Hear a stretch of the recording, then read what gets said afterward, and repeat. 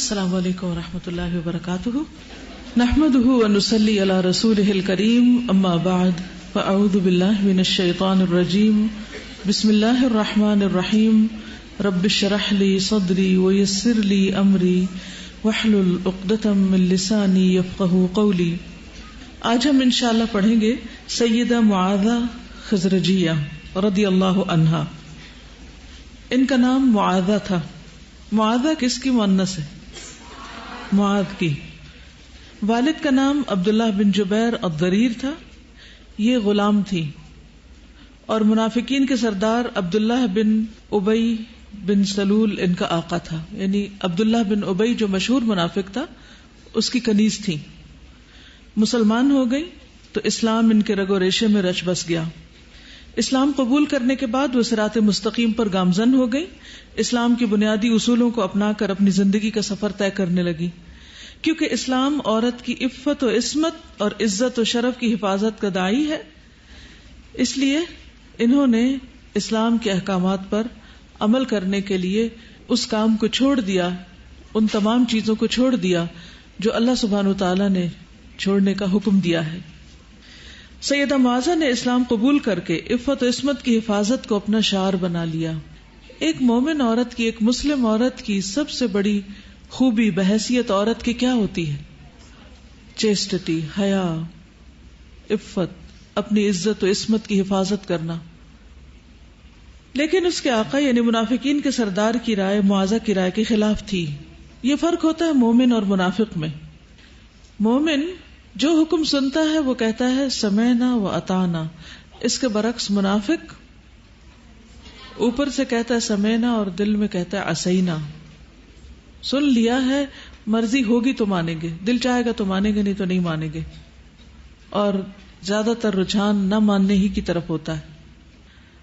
تو اب یہاں پر آپ دیکھیے کہ ایک کردار ہے ایک کنیز خاتون کا کہ جو اسلام لانے کے بعد وہ سب کچھ چھوڑ دینا چاہتی ہیں جس سے اللہ اور اس کے رسول صلی اللہ علیہ وسلم نے منع فرمایا، اور دوسری طرف عبداللہ بن ابی جو منافقین کا سردار ہے وہ اس کے بالکل اپوزٹ جا رہا ہے، اور وہ اپنی اس کنیز کو قحبہ گری، پروسٹیٹیوشن پر مجبور کرتا ہے۔ تو منافقین کے سردار کی رائے معاذہ کی رائے کے بالکل خلاف تھی، وہ اس حرام کام سے بچنا چاہتی تھی۔ لیکن عبداللہ بن ابی جو سو کالڈ مسلم تھا، منافق تھا، وہ اپنی اس کنیز کو مجبور کرتا تھا اس برے کام کے لیے۔ تو آپ دیکھیے کہ کتنا بڑا فرق ہو جاتا ہے ایمان کے ہونے اور نہ ہونے میں۔ دین اسلام کے ساتھ معاذہ کی وابستگی اسے پسند نہ تھی، وہ نہیں چاہتا تھا کہ وہ اپنی عفت و عصمت کی حفاظت کرے۔ اسے اس بات کی خوشی نہیں تھی کہ وہ نور کی طرح پاکیزہ اور برف کی طرح صاف شفاف زندگی بسر کرے، بلکہ وہ یہ چاہتا تھا کہ اس کی شہرت داغدار ہو، اس کی عزت و شرف خراب، اور وہ کیچڑ اور دلدل اور گندگی میں لت پت ہو جائے، یعنی وہ زنا کرتی رہے اور غلط کام کرتی رہے اور اسی طرح زندگی گزارے اور اس کے لیے آمدنی اور مال کمانے کا ذریعہ بنی رہے۔ اسلام میں عورت کی زندگی میں سب سے بڑھ کر اولیت اور اہمیت اس کی عفت و عصمت کو دی ہے، یعنی اسلام نے سب سے زیادہ عورت کی عزت و عصمت کو اہمیت دی ہے۔ اسلام میں عورت کی عزت و شرف کو سب سے بڑھ کر حیثیت دی گئی ہے، اور یہ تصور دیا کہ عورت اپنی عصمت و عزت کی حفاظت کرے گی، عزت کی زندگی بسر کرے گی۔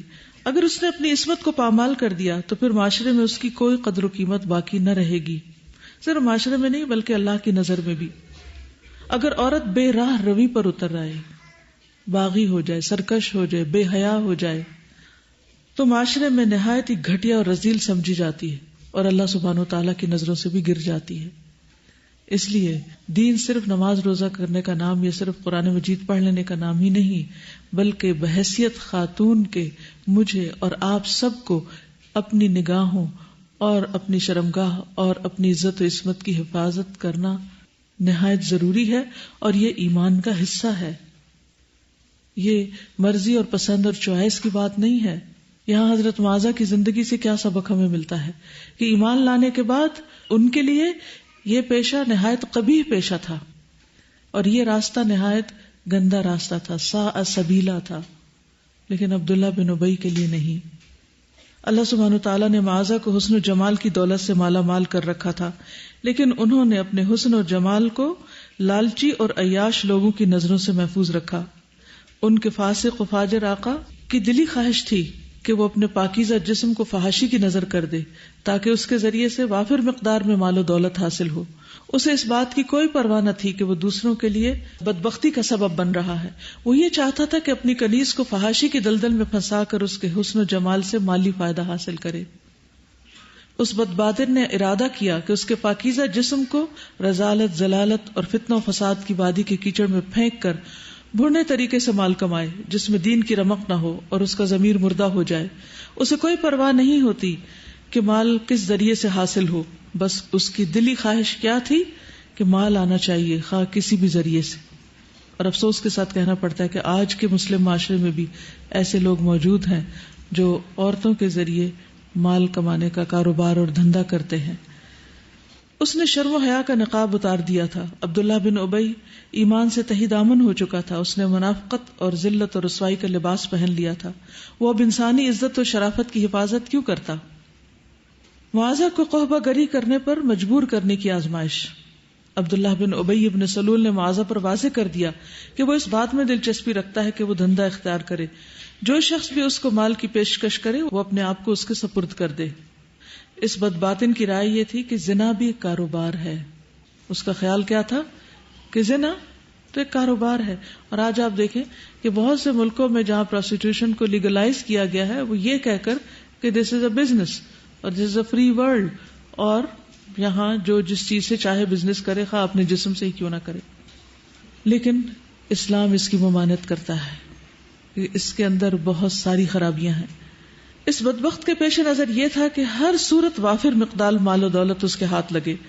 معاذہ عبداللہ بن ابی کی کنیز تھی، وہ چاہتا تھا کہ وہ ہر وہ کام کرے جو اس کی منشا کے مطابق ہو، لیکن ایماندار اور پاکیزہ سیرت معاذہ نے اس کی بات ماننے سے صاف انکار کر دیا۔ وہ بھلا دین اسلام کے خلاف حرام کام کے ارتکاب کے لیے اس کی اطاعت کیسے کر سکتی تھی؟ یعنی اس نے انکار کر دیا، اور یہی ایمان کا تقاضا ہے۔ دین اسلام سے وابستہ ہونا تو اس پر اللہ سبحانہ وتعالیٰ کا خاص احسان تھا۔ دین اسلام تو اس کے نزدیک زندگی میں سب سے زیادہ قیمتی چیز تھی، جبکہ قرآن کریم اس کو یہ پیغام دیتا تھا وَلَا تَقْرَبُوا الزِّنَا إِنَّهُ كَانَ فَاحِشَةً وَسَاءَ سَبِيلًا۔ سورۃ بنی اسرائیل۔ زنا کے قریب بھی نہ جاؤ، بے شک وہ بے حیائی اور برا راستہ ہے۔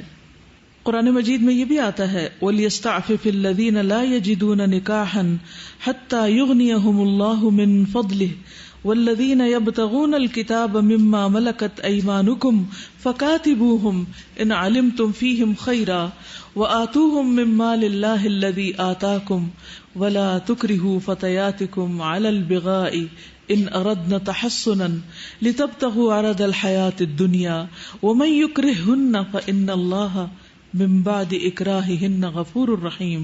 سورۃ النور۔ اور جو نکاح کا موقع نہ پائیں انہیں چاہیے کہ وہ عفت مابی اختیار کریں، یعنی جن لڑکیوں کی شادی نہ ہو وہ حرام راستے اختیار نہ کریں، وہ زنا کا راستہ اختیار نہ کریں، بلکہ عفت، پاک دامنی اور پاکیزگی کا راستہ اختیار کریں، یہاں تک کہ اللہ اپنے فضل سے انہیں غنی کر دے۔ اور تمہارے مملوکوں میں سے جو مکاتبت کی درخواست کریں ان سے مکاتبت کر لو، یعنی غلام اگر مال دے کر آزاد ہونا چاہے تو اسے آزاد کر دو، اگر تمہیں معلوم ہو کہ ان کے اندر بھلائی ہے، اور ان کو اس مال میں سے دو جو اللہ نے تمہیں دیا ہے، اور اپنی لونڈیوں کو اپنے دنیاوی فائدوں کی خاطر قحبہ گری پر مجبور نہ کرو جبکہ وہ خود پاک دامن رہنا چاہتی ہوں، اور جو کوئی ان کو مجبور کرے تو اس جبر کے بعد ان کے لیے اللہ غفور الرحیم ہے، یعنی پھر عورت کی پوچھ نہیں ہوگی، اس کے مالک یا آقا کی ہوگی۔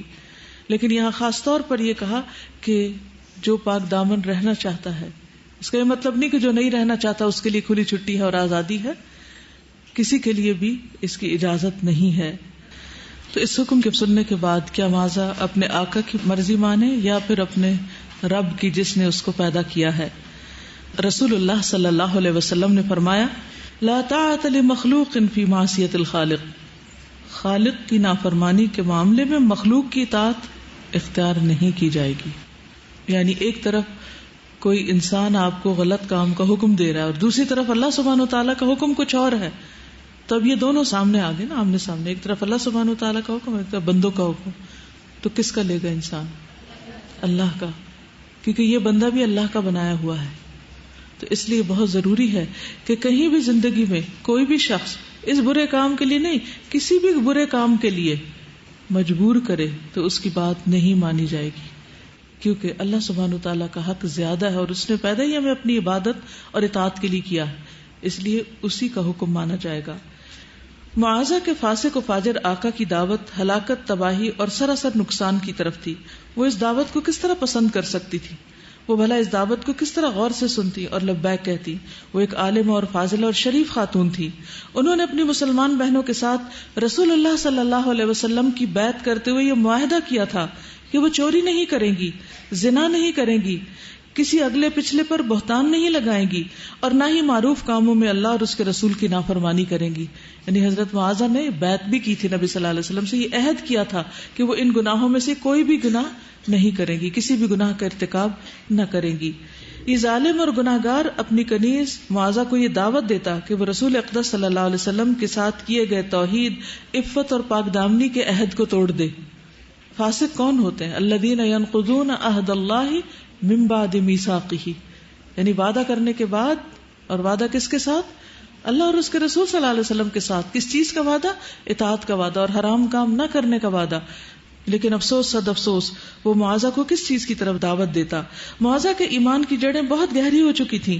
عبداللہ بن ابی جیسے ظالم اور کمینے شخص کے بس کی بات نہیں تھی کہ وہ معاذہ کی راہ میں روڑے اٹکا سکتا ہو، کیونکہ سیدنا معاذہ نے رسول اللہ صلی اللہ علیہ وسلم کو بیعت کی جملہ شرائط کا تذکرہ کرتے ہوئے یہ فرماتے ہوئے سن لیا تھا، فی مستطعتن واتقتن، جس قدر تم میں استطاعت اور طاقت ہو، یعنی جہاں تک تمہارا بس چلے تم اللہ اور اس کے رسول صلی اللہ علیہ وسلم کی بات مانتے جاؤ. عبداللہ بن ابی اپنی دھونس دھاندلی، گمراہی اور سرکشی میں مستقل آگے بڑھتا رہا اور اس نے اپنے گھٹیا مطالبات کو بار بار دہرایا. تو معاذہ نے اس سے کہا کہ اسلام جسے میں نے قبول کیا ہے اس کی صداقت پر میں ایمان لے آئی ہوں، اس کو میں نے اپنے عقیدے کا جز بنا لیا ہے. وہ مجھے اس سے روکتا ہے کہ میں تیرے مطالبے کو پورا کروں. اسلام مجھے اس کام سے روکتا ہے جو میرے رب کے غضب کا باعث بنے، تو میں یہ کام نہیں کر سکتی. اب اس کا ریاکشن کیا ہونا تھا؟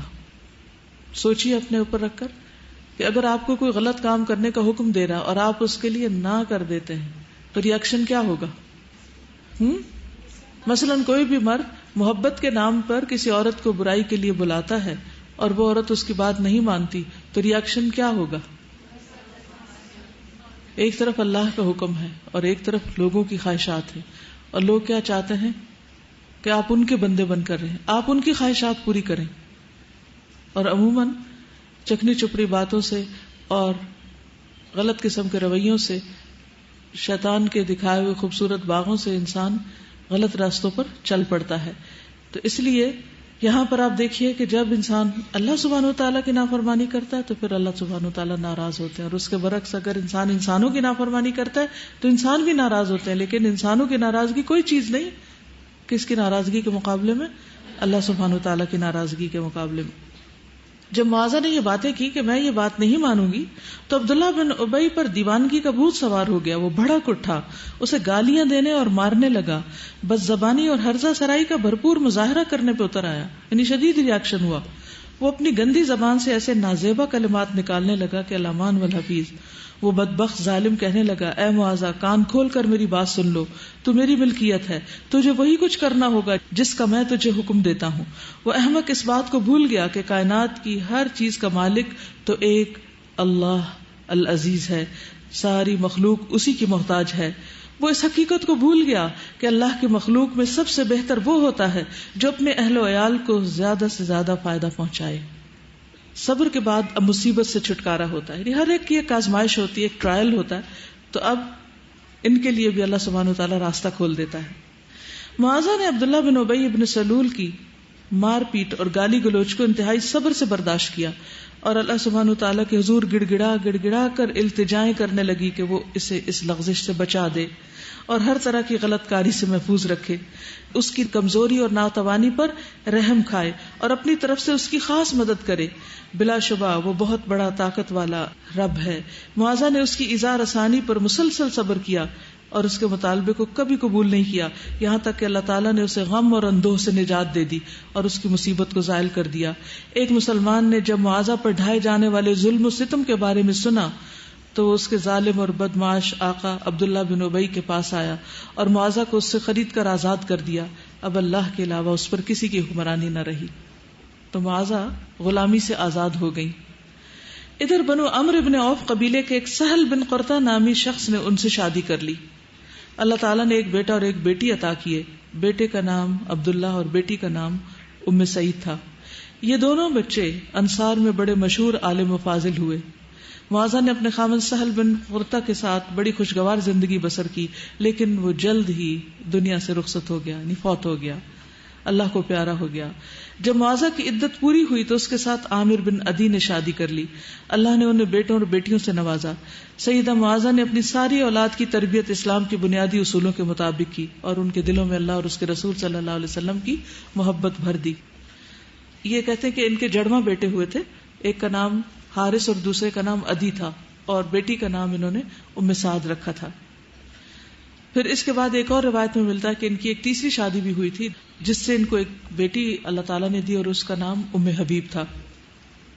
تو آپ دیکھیں کہ جو انسان حرام سے بچنا چاہتا ہے، غلط راستے اختیار نہیں کرتا، اللہ سبحانہ و تعالیٰ دنیا میں بھی اس کا بھرپور عوض عطا کرتا ہے۔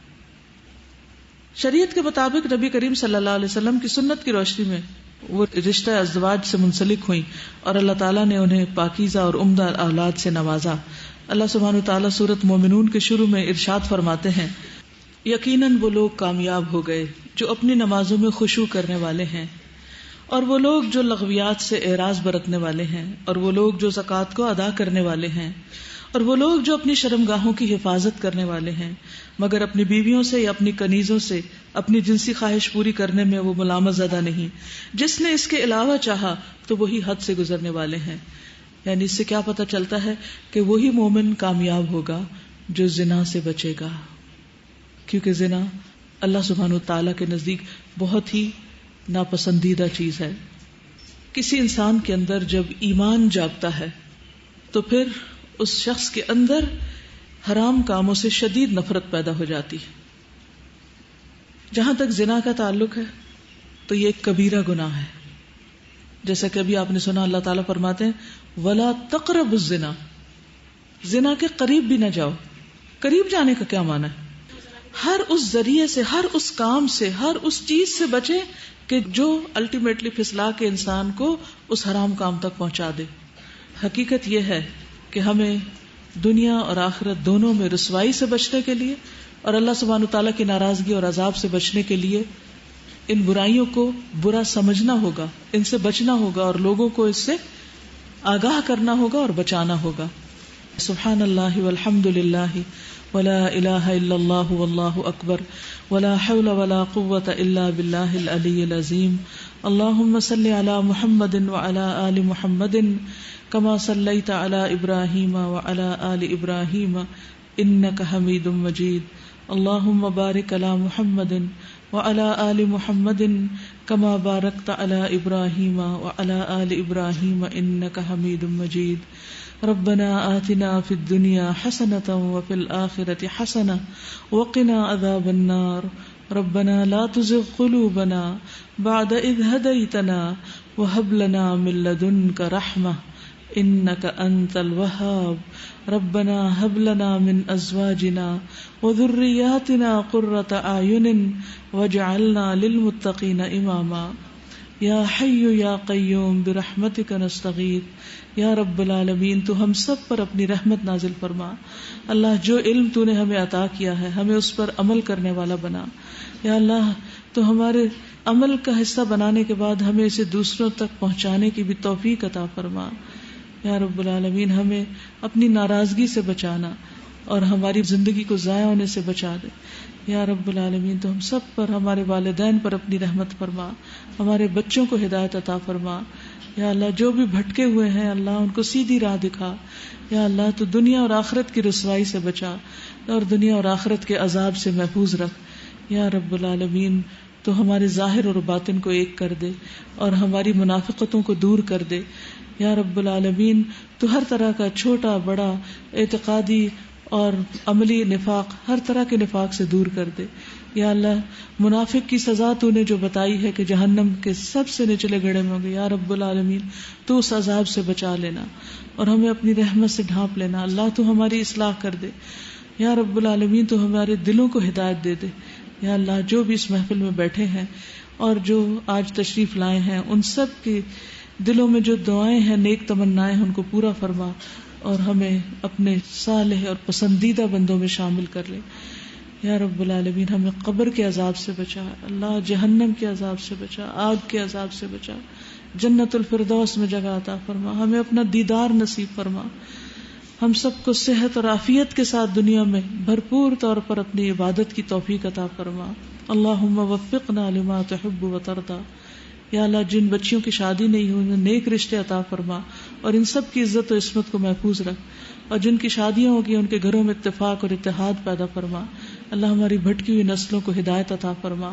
ربنا تقبل منا انك انت السميع العليم وتب علينا انك انت التواب الرحيم. وصلى الله تعالى على خير خلقه محمد وعلى آله واصحابه واهل بيته اجمعين برحمتك يا ارحم الراحمين. الہی آمین. سبحانك اللهم وبحمدك اشهد ان لا اله الا انت استغفرك واتوب اليك. السلام علیکم ورحمۃ اللہ وبرکاتہ.